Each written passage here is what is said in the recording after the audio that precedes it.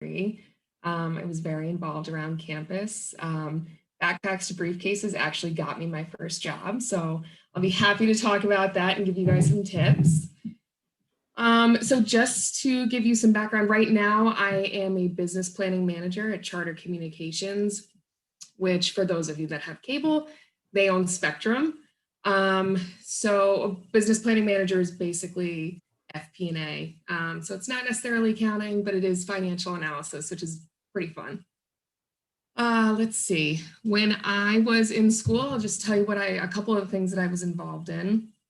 I was part of the School of Economics and Business Student Advisory Council, which I was a part of when it kind of first started. So that was a really cool experience because I love the School of Economics and Business. So, which is one of the reasons I'm so happy to be here.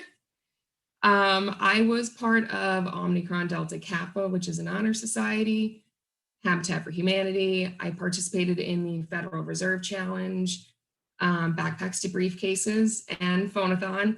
And yes, I do pick up the phone when they call.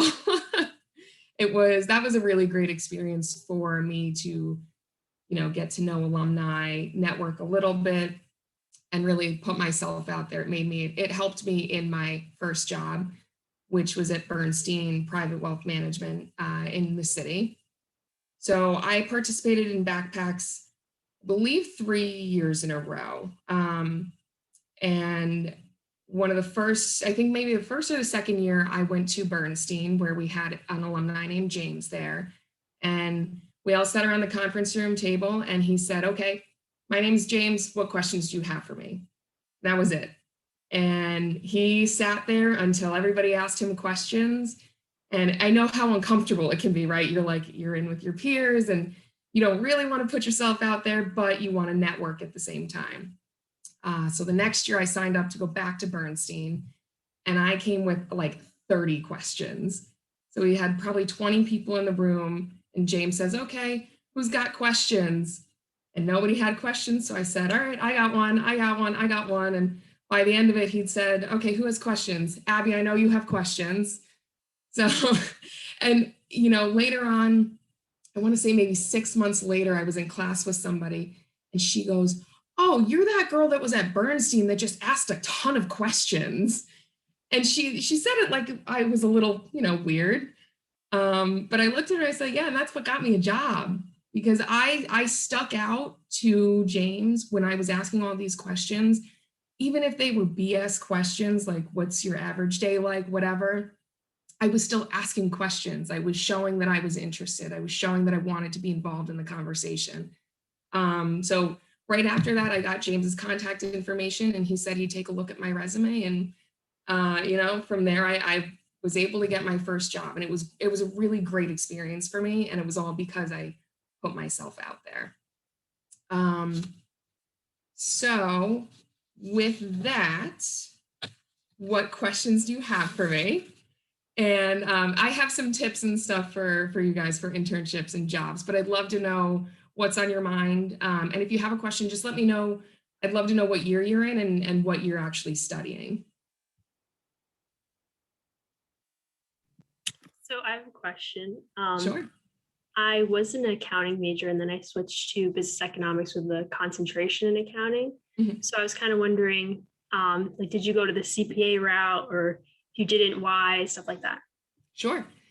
So I don't have my CPA. I did graduate with my accounting degree with every intention of getting my CPA. It was actually kind of like my dream from high school. And that didn't happen. I went to Bernstein and I worked in private wealth management, which essentially I worked for 3 financial advisors. And I was there to answer any of the questions that their clients had. And I was there to complete transactions. So I like to say it was a glorified call center where I was basically just getting calls all day, but I was getting calls from a specific set of clients. So that was an interesting experience because it was not accounting at all. But it was a really great way. I love people. I love talking to people. So it was really great for me. When I had taken the job, I had asked them if they would support me taking my CPA. And I got a little bit of a wishy-washy answer. And once I was in the position, I realized that there was no need for my CPA in that specific role. I did take the Series 7 and the Series 63, which basically just allowed me to trade stocks and bonds and complete transactions and speak to the clients about their financials. I was at that job for, I think, a year and a half. I was probably there 6 months before I realized how much I hated it, which is something I want to let you guys know. If you don't like your job, that's totally fine. You're not stuck there. Being so fresh out of college, I was really scared to change jobs and even just put myself out there trying to take interviews and whatnot. But I knew that I was unhappy. I was doing a very long commute. I was living in Stamford, Connecticut, and commuting to New York City, which is about an hour and a half one way. So I was basically living to work for a job that I didn't like. So I started looking for a job, and through the power of networking, which, by the way, every job I think I've ever gotten has been through networking. It's very hard to just cold apply for jobs, but it is possible. So I had applied to a couple different jobs, and then a friend of mine knew somebody at Charter and forwarded along my information, and I got called for this position, and I met with the team. I loved them. It was like 5 minutes from my house. And so I made the decision pretty quickly to jump ship at Bernstein and take the job at Charter. And I've been there ever since. This will be 5 years there, which I never thought I'd be able to say I worked somewhere for 5 years. But I don't have my CPA. I don't know, maybe one day I'll go for it. But right now that's not in the plan for me. It was something I thought was going to be beneficial for my future. I definitely would, but I love financial analysis and planning, and I think that's where I want to stay. Thank you for your question. Thank you for answering. Sure. I have a question. I just got my first internship this summer for Northwestern Mutual, and I was just wondering if you had any tips or anything for that. Absolutely. Congratulations. It's very exciting. I know it's a load off once you have an internship or a job. For those of you that don't have one yet, don't worry, it will happen. So I have quite a few tips and tricks. So once you have an internship, I'd recommend, the first thing I have on my list is to be professional. When I started at Bernstein, I started with a group of, I want to say about 15 people that had just graduated college. We spent a lot of time together, and that leaves you being social with each other, right? Nothing wrong with being social. Be careful when you're going out because you don't know these people that well, and people talk at work, rumors fly at work too. So be professional, whether you're in the office or you're out at a happy hour. Don't be afraid to network with people inside the company. Make meetings with people, ask them to grab coffee, and just, ask them random questions, or you can start with personal stuff. How's your day going? Blah, blah, blah, or what projects are you working on? Is there anything I can do to help you? And do that with everybody. You don't have to offer everybody help, but try and network with as many different types of people as possible. And that goes down to the people in the mailroom, your IT people, stuff like that. You want to be the nicest to those people, because the second that your computer breaks, you're not going to be a priority. But if you're very nice to them, you might be.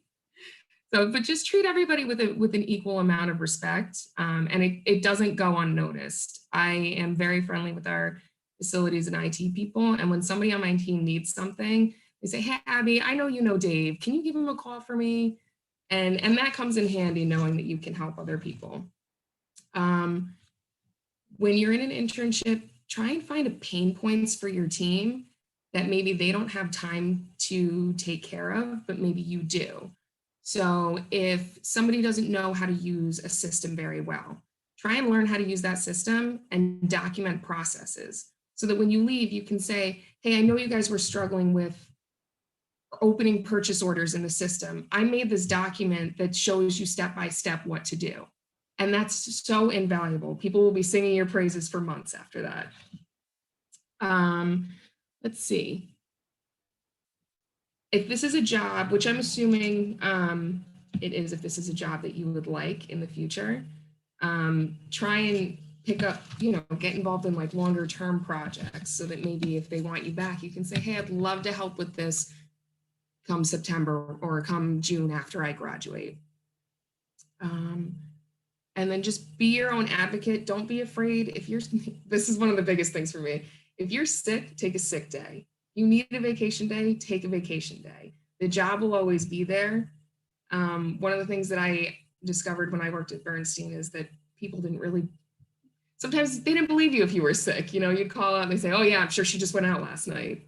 But don't let that bother you. Don't let that make you feel guilty. You need to take time for yourself and you need to be your own advocate. But when you're in the office, work hard and show people that you're interested. Thank you for the question. I hope that answered it. Yeah, thank you. That was helpful. Sure. I have a question. Sure. So since you went from more of like a business company to now like charter communications, have you noticed that there was like a shift almost in like dynamics just because you went from like a business industry to like maybe sort of like a communications industry? Sure. So yes and no. In both instances, I have worked in corporate headquarters. In the city, Bernstein, that was their corporate headquarters. At Charter, I'm working at their corporate headquarters. Corporate headquarters, I think, are very similar. But I would say that there was a big shift for me. I mean, I went from working with external customers to now I work with internal customers. I'm essentially making the budget, making sure they stick to the budget, approving spending, and then if they overspend or underspend, I'm there to explain why and troubleshoot and strategize. At Bernstein, I was more of a processor. I guess, let's see, how would I put this? I mean, I would definitely say that there was a shift. When it's financial services, it's really, you hit the ground running, go, go, go, go, go. You better not get anything wrong. And if you do, you're probably in trouble. High stakes, high pace, but it can be very fun. With Charter, I have found that what I'm doing is more of a team-oriented job, which I love. I love being able to lean on people and discuss things with people. Where in financial services, what I was doing was not so much. Does that answer that question? Yeah, thank you. Okay, great. Yeah, no problem. All right, so I have a question. Does everybody here have an internship or a job lined up? No, yes. Okay, so I think it's mixed. Okay, so for those that don't, I'd love to give you some tips, some ideas on kind of what will make you stand out. And this is internships or job, really. So obviously the first thing that would be great is to have an internship. So let's talk about looking for just jobs in general. Internships are great. You want to have some type of experience on your resume. The internship is the opportunity to get that experience. So no matter how small, I worked for a tax accountant for tax season, just a couple months in Oneonta while I was, studying. And that was something that for me, wanting to get my CPA, I said, okay, this is going to be a great thing to go on my resume to show that I want to do it, even though it's a 5-person office. And it was light work. I was stapling, I was filing, I was copying. So don't be afraid to take smaller jobs, things that don't sound as exciting, because experience is really what matters. I highly recommend participating in Backpacks to Briefcases. There are some great resources on here within the program for you, even if it's just networking. If you have no interest in, for example, if you have no interest in charter, who cares about cable? I'm happy to look at your resume. You can always email me, you can ask me questions, bounce things off of me. Networking is great. And you never know what it can lead to down the line. You might not need somebody, and then in 3 years, you can say, you know what, I've kept in contact with Michael. I've checked in twice a year for the past couple of years. Let me just tell him that I'm looking for a job. And you never know what comes of it. It never hurts to ask. Get your resume looked at by as many people as possible. That was one of the things I think that was very beneficial to me, both at Oneonta, using the Career Development Center, they're great, but using people in the industry that you want to be in is going to be even more helpful, because they're going to be able to help you figure out what's going to stand out on your resume. What words should you use? How should you phrase things? What do you want to keep on there that's going to impress people?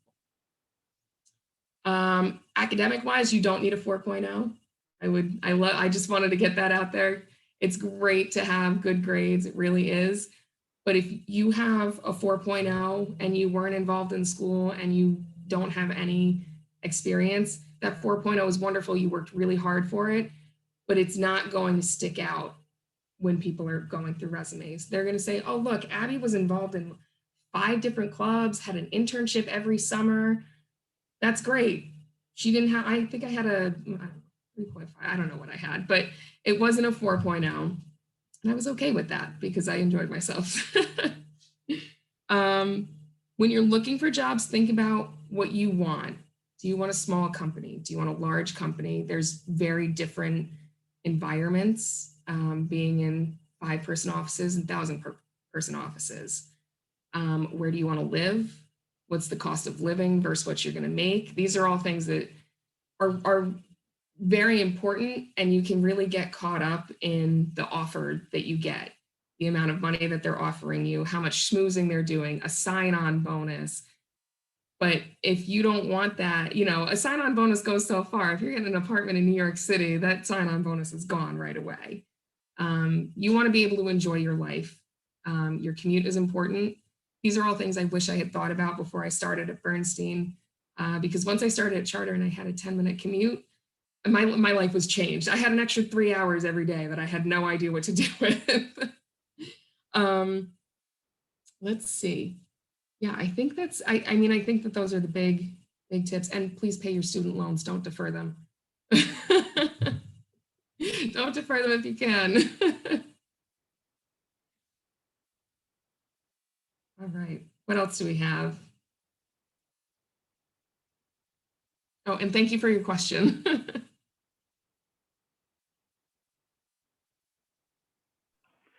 Abby, if you can talk a little bit about your relationships with professors and office hours or extracurriculars, things like that. Sure. Yeah. So it's great making relationships with professors. I have very, very fond memories. Being part of the Federal Reserve Challenge was awesome. Getting to work so closely with Dr. Ring was the best. And Tim, he's still there, I'm assuming? He is retired, but still wanders around campus.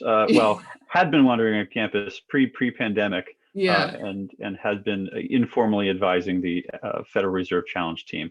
Okay, yeah, he was. On the Federal Reserve Challenge, he was wonderful, and that was a small group of students. That was another opportunity to make myself stick out, and really something that was very cool to talk about going to an internship interview, because or a job interview. They'll ask you, what team activities did you do? And I can say, oh, I did this really cool thing with 10 students, and that it was great. Being part of the Student Advisory Council for the School of Economics and Business was really great. We worked, we worked closely with the professors. Office hours, super important. Probably my first 2 years, I really didn't do office hours. I was a little nervous. I thought it was going to make me look bad to go to the office hours. And then I finally got over myself and I went, and I realized how important it was, not only academically. I understood things so much better once I left, but making those connections they're so important. The professors are there to help you. They're there to guide you. They want you to succeed. And they want to help you, right? It's just like me saying, I want you to email me. I want to help you just like they helped me, and just paying it forward.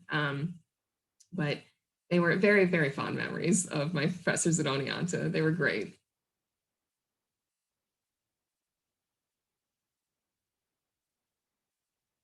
You had another softball for me? I'm always willing to pitch. I'm looking around my screen, and I am the only male on the screen. And I did notice that. and that's fantastic. I'm actually the father of 2 girls, so this is a good softball question.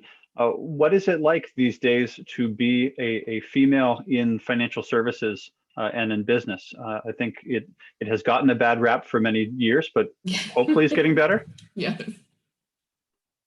Excuse me, I just needed some water. So yeah, being a female in the workforce, very interesting. I would say it's probably gotten better from past years.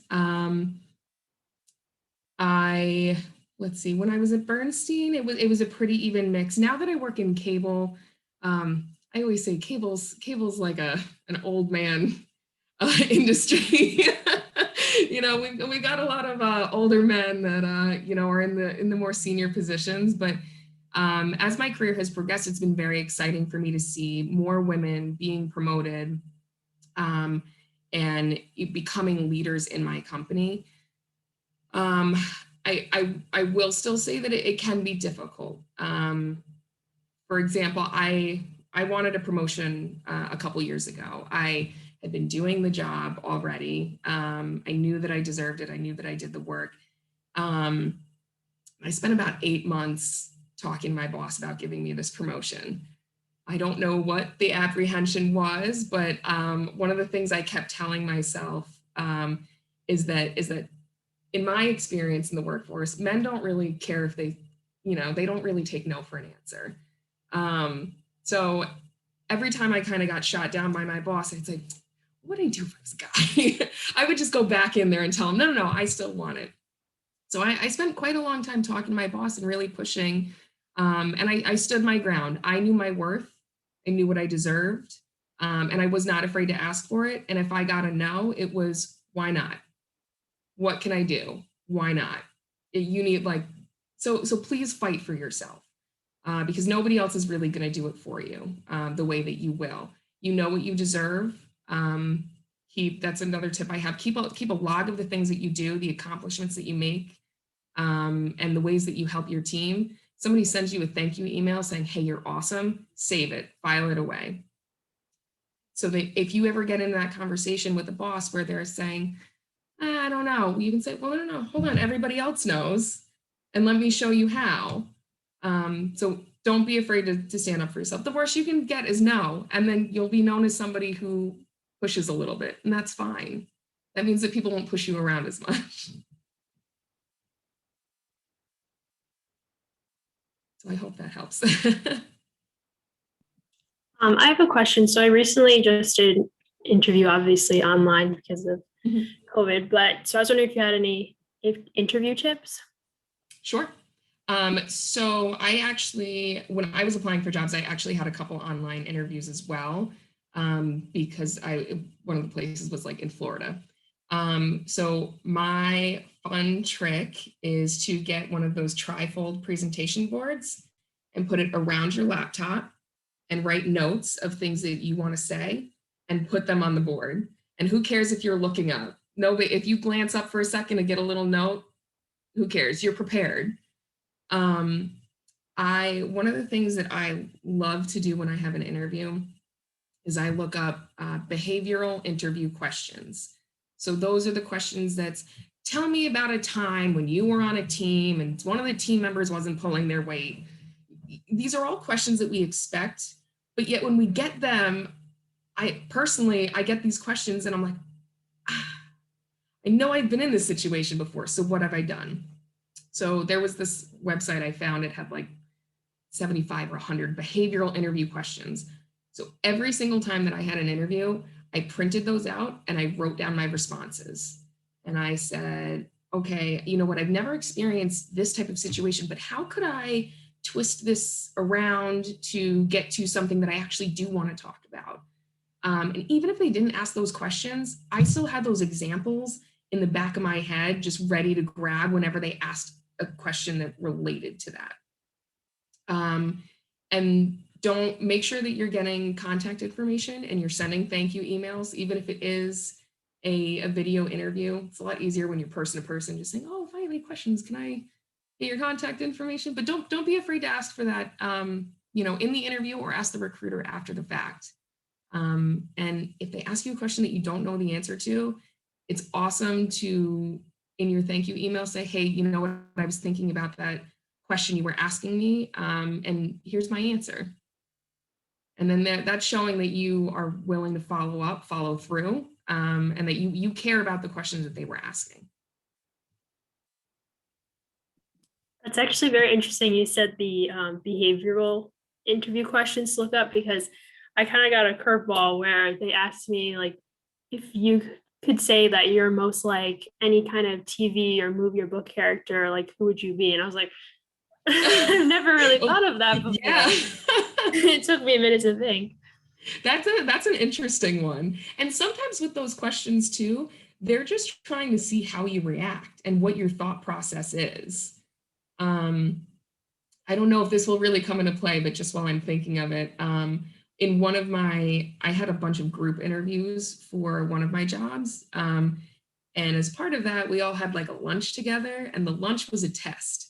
So if you're ever in that situation, just be aware, don't relax at lunch, still be professional. Thank you.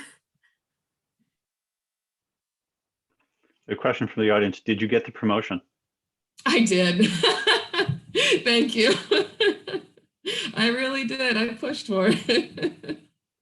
My boss knew me well enough by that point that he knew that I wasn't going to give up.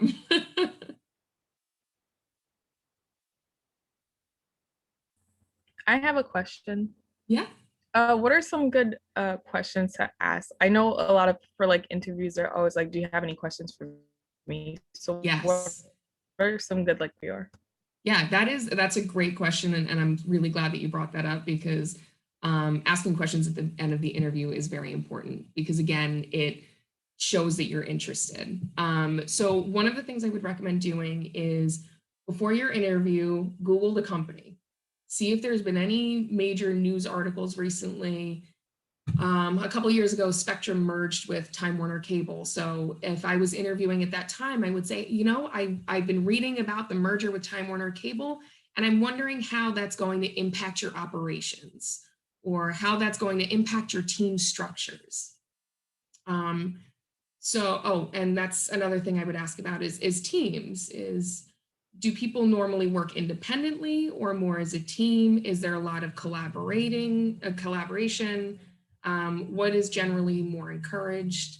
I would ask if there's opportunities to get involved in other things outside of your scope. I interned for Sikorsky, which is a military helicopter company here in Connecticut, which I absolutely loved. And they had employee resource groups for everything. I mean, I went to meetings for like the Jamaican resource group, where they, it was primarily Jamaican people that worked in the company. We had Jamaican food. It was great. And people, they saw me in the hallway and they'd be like, oh, you're that girl that was at that thing. But just get involved in as much as you can, because those are things you're making an effort to get to know the people that you work with. It's another opportunity to network. It's just fun, I think. So asking those types of things, what are the other opportunities for learning? Are there, training programs for advancement? Are there rotational programs to get more experience? You can ask questions about what a normal career path is for this role. If it's an entry-level analyst position, do most people stay in the group and get promoted that way? Do people kind of bounce around to get more experience? Things like that. And just general research about the company. If you see something interesting, ask about it. They might not know, depending on what the question is, but it shows that you're doing your research on the company, as well as wanting to know about the role. Thank you. Yeah, great question.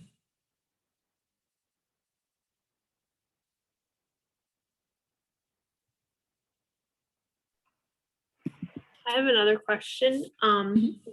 What kind of skills do you think are most needed in your job? Like, what's most important? Excel. Hands down, Excel. Which is funny because I took a couple Excel classes, which I'm sure you guys have or are going to. I took a couple Excel classes. which were great for foundation, but I got thrown into my new job is all Excel based, which is, it's fun. I would try and learn as much as possible. A lot of the stuff that you're going to learn though is on the fly. So I think as long as you are, when you're interviewing and you're starting a job, as long as you are personable, you are showing that you have a willingness to learn, you're able to communicate, you know, and you just show that eagerness. You know, I pick things up really quickly, or I'm a problem solver. I like to find out the solutions to things myself, or something like that. That'll help. Everything that I don't know in Excel, I Google. There's nothing you can't find on Google. I've impressed my boss many times helping him with his Outlook calendar for things that I've Googled. But just, yeah, I would say in my job with financial planning and analysis, it's primarily going to be Excel. Everything else that you're going to need in a job, they're going to teach you. And they'll teach you Excel too, but it really helps if you can go in and say, I know how to do these things. I know how to do VLOOKUPs. I know how to do this. Because they think that saves them some time from training. Thank you. Yeah.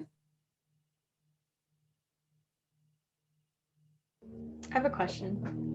What do you do like in your day-to-day tasks, both like at Bernstein and now? And like, what did you like about it the most and like disliked and everything? Sure. So at Bernstein, I was primarily answering the phone and I was talking to clients. A typical call could be, hey, I need $100,000. Can you send it to me? Great. Yes, I can absolutely send that to you. Or it could be, you know, I want to open a new account, or I want to talk about the performance of my portfolio. Anything that I couldn't answer, I said, great, let me set up some time for you to talk to your financial advisor. Anything I could answer, let me answer that for you. So it was primarily on the phone, on email, communicating with clients. At Charter, my day-to-day is so different. Now what I do, when I started, I was working with inbound sales and retention. So when you call to set up cable or you call to cancel your cable, you're calling one of those call centers. We have about 30 call centers that fall under that umbrella. So I was doing all of the operating expenses, the salaries, the office maintenance, the office expenses, training expenses.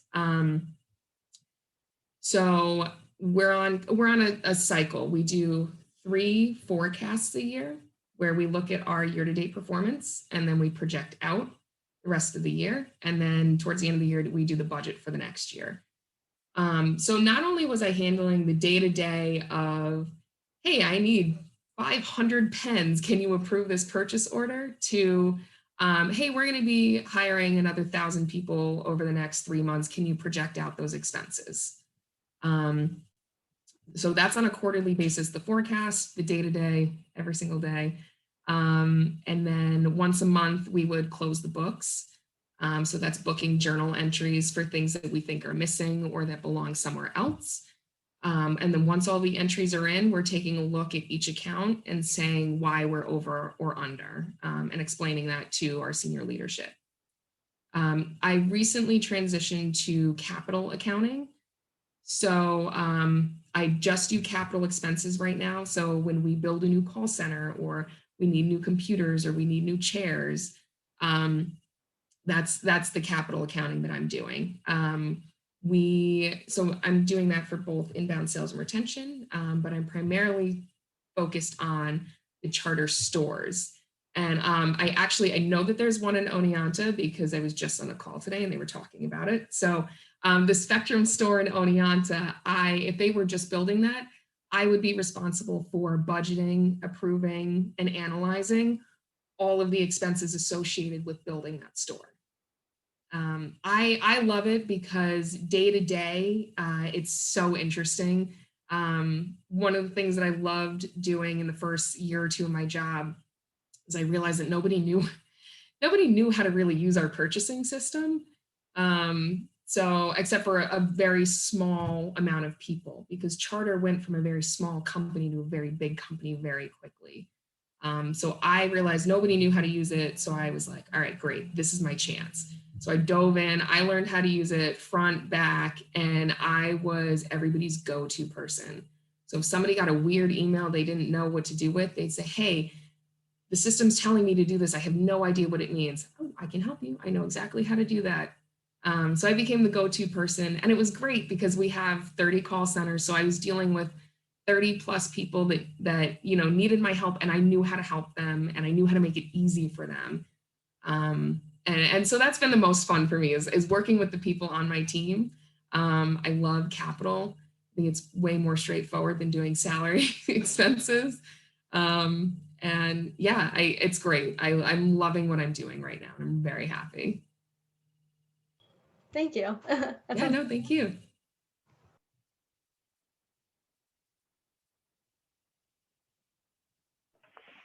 So Abby, you've talked a little bit about your network. And so how have you built that over time? I know that you and I are LinkedIn and share a lot of people in common because we're involved with backpacks and doing things over time. But how do you develop your network and how do you cultivate your network? You mentioned, pinging people every once in a while or staying in touch. How is that helpful both within your organization and also keeping in touch with people who you might need to call on? Yeah.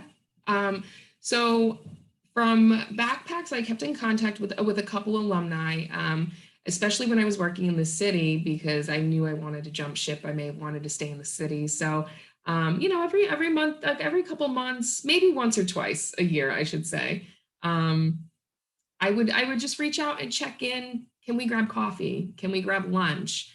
I'd love to get your input on this article that I read. Really kind of anything, just kind of like stay in their inbox, stay in their mind, and build that relationship, especially with people that are more advanced in their career.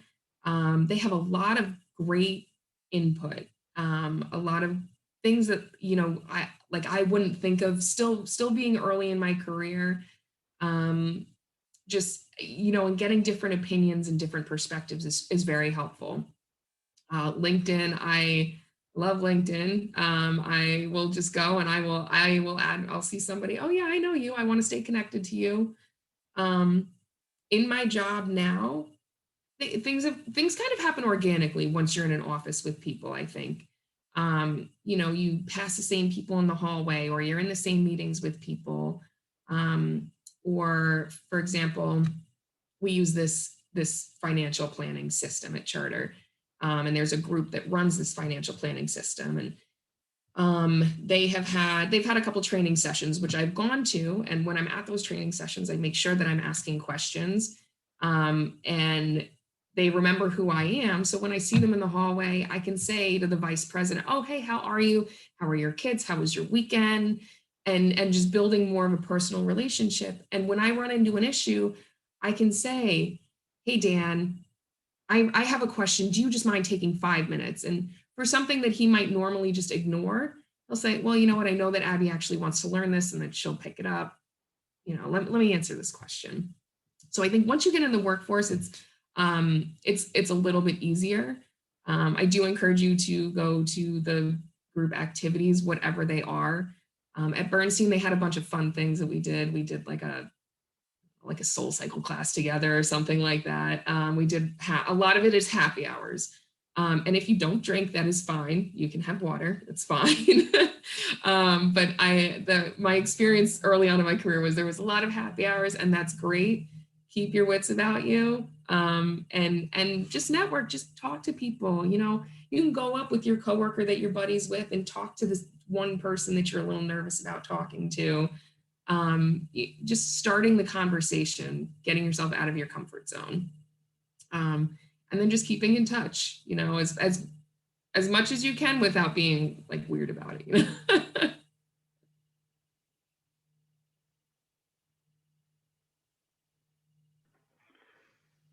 Other questions?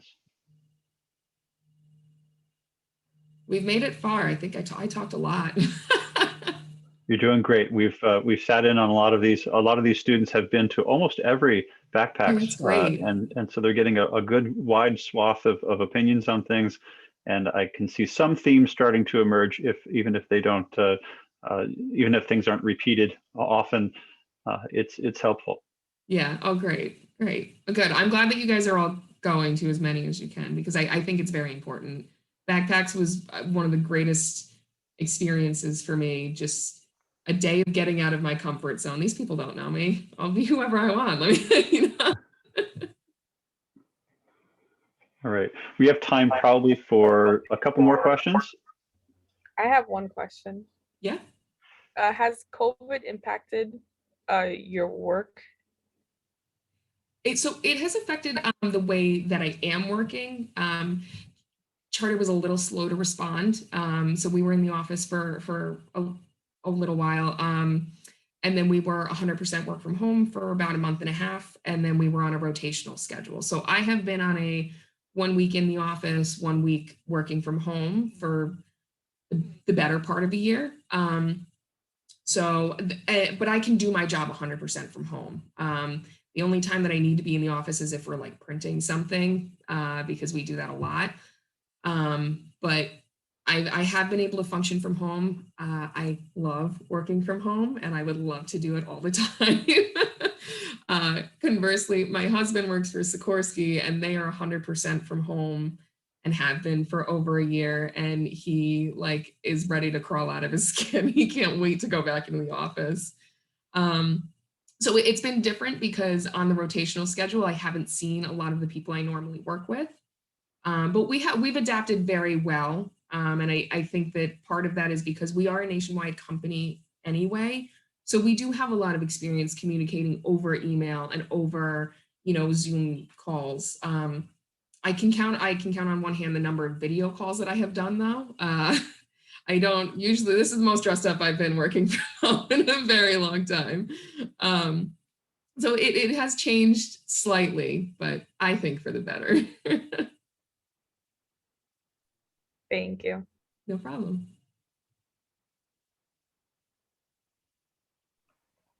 I have a question. Is there anything you wish you did at Oneonta to help better prepare you for your career? Is there anything I wish I did? I mean, I always think that I could have been more involved. I will say, and I don't mean to sound cocky, but I feel like I did everything. I think I did a lot of things right. I do think I waited a little too long to get involved in some things. So I think Habitat for Humanity was the thing I was involved in the longest. And I think I wish earlier on I had been, just a little bit more involved. That might not help some of you depending on what year you're in, right? but it's never too late. It's never too late to get involved. You don't have to hold a position to put it on your resume, yeah, I think I was very lucky to have the experiences that I did. I kind of stumbled into Phonathon, which looking back made me, it made it so much easier for me to put myself out there, because you're literally calling people, you have no idea who they are, and you're asking them for money. So it's things like that. Like it's very awkward and uncomfortable, but I think doing that taught me it's okay.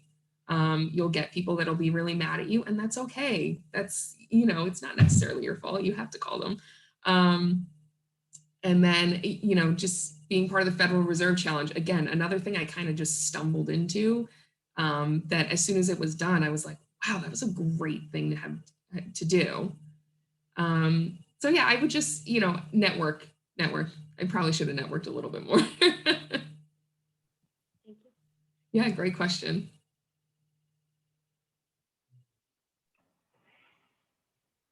All right, going once. Last chance. All right, well, with that, we'll let Abby get back to her day. Let all of you get back to your classes, or if you're done for the day, have a good afternoon and rest of the evening. Thank you very much for joining us, both to the students, but also to Abby for taking time out of your day. We're very hopeful that the Backpacks to Briefcases will be continuing in a hybrid, actually. We're talking about a hybrid for some of the people who can't get back to campus or are not in New York, like Abby is not in New York, and the traditional trip is to load on a bus and hit the streets of Midtown Manhattan. But this has been very successful for us this year. And one of the silver linings is to be able to have the wide range of participation that we have from students, faculty, and alumni. So thank you very much for joining us. Stephanie, is there anything else that you would like to add as the student representative, student leader for this? No, I think that's pretty much everything. But yeah, just once again, thank you so much for speaking with us. I think I personally learned a lot from you, so thank you. Oh, great. Thank you. This has been, I was talking to Tim before we got on. I was, obviously on the other side of the table. It is a really huge honor for me to be here and be able to talk to you all. And I appreciate you being here and your questions and or you listening. All right. Well, everyone take care, and we'll see you next time. Thank you. Thank you so much. Bye. Thanks, Thank you. bye. Thank you. Bye.